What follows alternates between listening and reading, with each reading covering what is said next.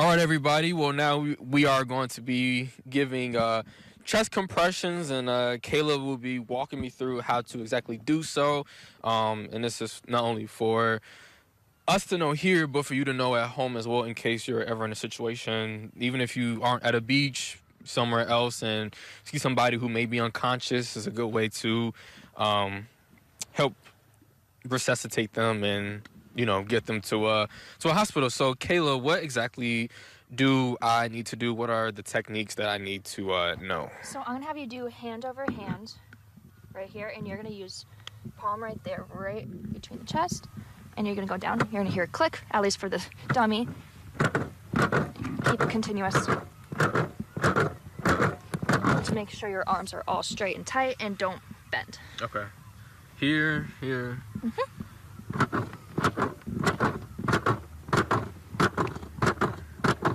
And I'm doing this for about 30 seconds? 30 times. Oh, 30 times? Yes. And then to mouth to mouth. Okay. I won't hit the person, though.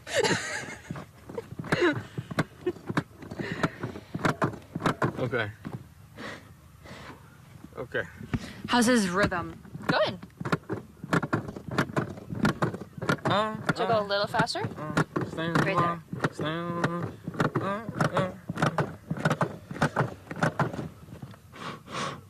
I think they're good. I feel a pulse. Nice.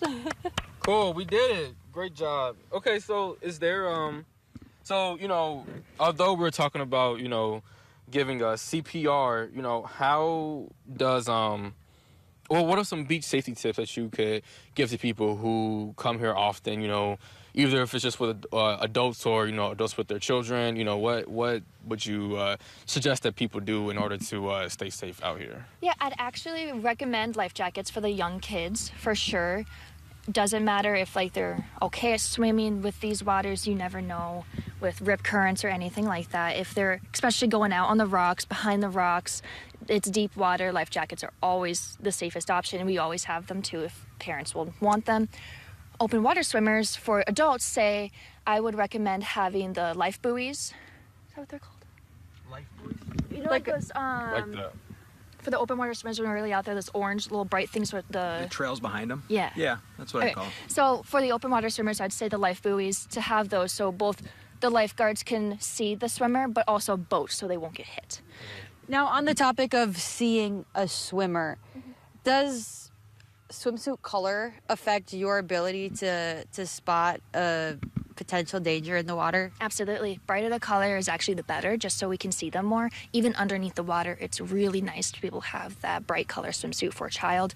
And even so, if a parent is very worrisome of their kids being young and not great at swimming, to match every swimsuit of their kid so they know exactly what kid theirs is in case if it's a crowded beach. Oh, that's a great idea to have it all kind of uniform as a family.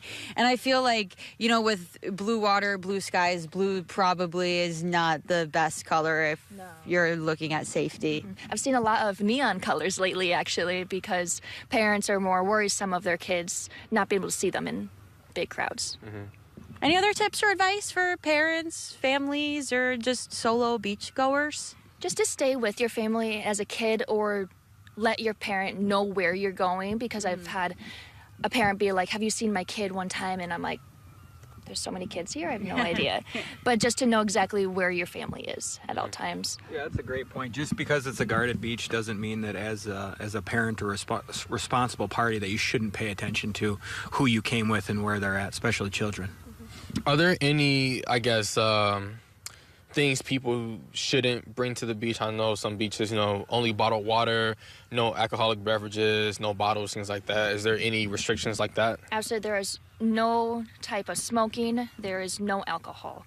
Absolutely nothing like that. There are also no dogs, cats. There are no animals on the beach. And one thing we have also been saying is boats have to be 200 yards from the swim zone.